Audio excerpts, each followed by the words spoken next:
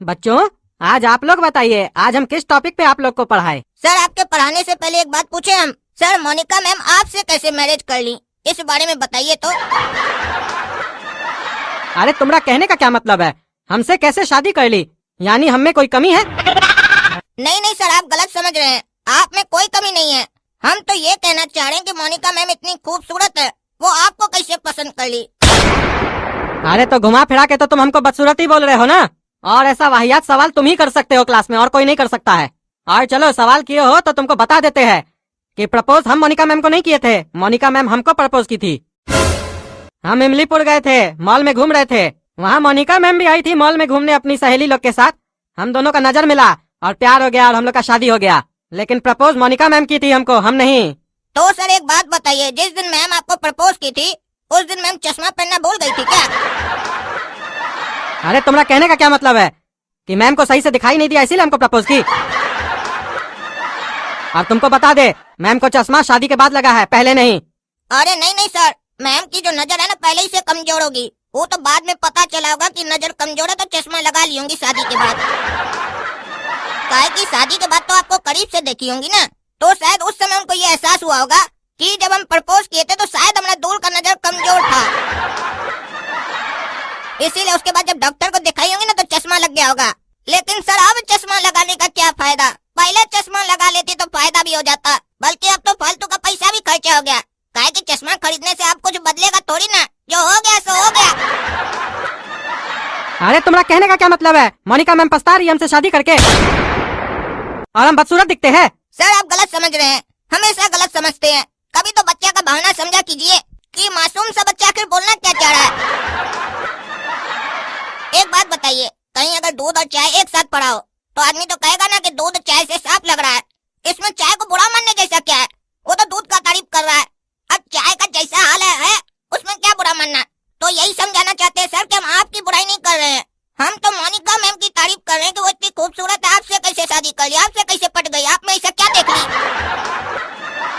अरे काला कद्दू, तुम अभी तो बोला कि मैम उस समय चश्मा नहीं पहनी थी तो साफ साफ दिखाई नहीं दिया होगा, तभी न पट गई। मास्टर जी को देख लेती तो तुमको लगता है पट जाती मैम। अरे क्या बकवास कर रहा है तुम दोनों? क्लास में खाली फालतू बकवास करने आता है तुम लोग। तुम्हारा क्वेश्चन ही हमको नहीं सुनना चाहिए था, काला कलूठा। अच्छा सर, इसका सवाल को छोड़िए, मेरा सवाल का जवाब दीजिए। अच्छा सर ये बताइए, आप बोले कि आप दोनों का नजर मिला और आप दोनों को प्यार हो गया, तो सर हम कहना ये चाहते हैं, पूछना ये चाहते हैं कि अब शादी के बाद मोनिका मैम आपसे नजर मिला पाती है? अरे चुप रहो तुम। लेकिन एक बात तुम सही बोले, वो क्या हमसे नजर मिलाएगी? शादी के बाद तो हम अपना नजर में खुद गिर गए हैं। हमको लगता है हम बहुत बड़ा गलती कर दी उससे शादी करके। सर ये लाइन आपके मुंह से अच्छा नहीं लगता, मोनिका मैम बोली होती तो अच्छा भी लगता। बकवास बंद करो तुम लफुआ कहीं का। एक तो मेरी बेटी पे डोरा डालता है, और जब हम अपनी बेटी के ऊपर डोरा डालने से मना किए तुमको, तो मेरी पत्नी पे डोरा डालता है तुम। अरे सर हम डोरा कर डाल रहे, क्या नाप से नाप बोल रहे हैं? बच्चा पे आरोप नहीं लगाइए आप, हम शरीफ घर का बच्चा है।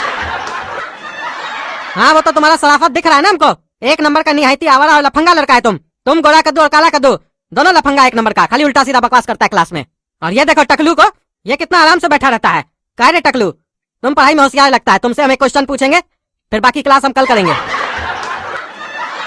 तो बताओ बेटा टकलू, आज किस टॉपिक पे पढ़ना चाहोगे तुम? सर यही टॉपिक जिस पे आप लोग डिस्कस कर रहे थे ना, वो तो बहुत अच्छा लग रहा था, उसी पे बात कीजिए, कंटिन्यू रखिए, हमको बहुत मजा आ रहा है।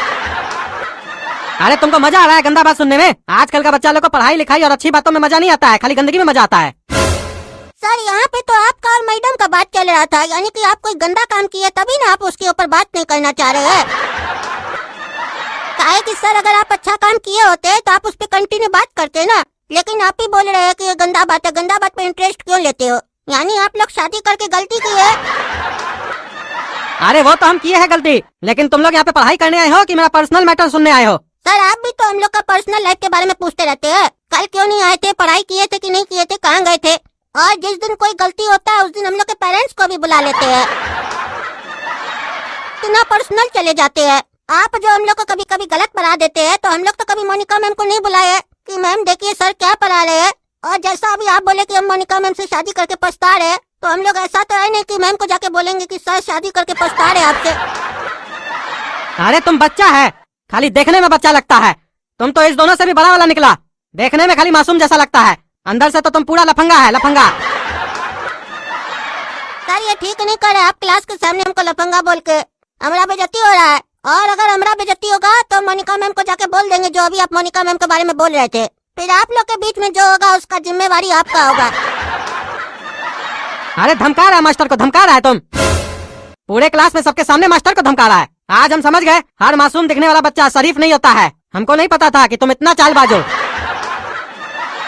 ये मत समझना कि हम तुम्हारा धमकी से डर गए हैं, लेकिन सुनो, बताना नहीं मोनिका मैम को, नहीं तो उनका दिल दुख जाएगा ना। ऐसे हमको कोई फर्क नहीं पड़ता है। अरे सर जब आपको कोई फर्क ही नहीं पड़ता है तो टकलू को बता देने दीजिए मोनिका मैम को। काहे कि ऐसे भी सच को ज्यादा दिन छुपाना नहीं चाहिए। तुम अपना सच ना अपना पॉकेट में रखो, समझे? और सुनो टकलू, इसका चक्कर में नहीं पड़ना तुम। आज तो मजा आ गया काला कद्दू, जैसा सोच के आए थे वैसा ही हुआ। हम लोग तो प्लानिंग करके आए थे कि आज पढ़ाई नहीं करना है, सिर्फ टाइम पास करना है क्लास में। गोरा कद्दू एक बात बोले बुरा नहीं मानना, हम लोग के पापा इतना पैसा खर्चा करते पढ़ाई के लिए और हम लोग क्या कर रहे हैं, टाइम पास। ये सही नहीं है गोरा कद्दू। हाँ बेटा, फिर की तो तुम ही लिया सबसे ज्यादा मास्टर जी का, और हम लोग को ज्ञान दे रहा है। अपना ज्ञान अपने पास रखो और घर चलो मस्ती करेंगे।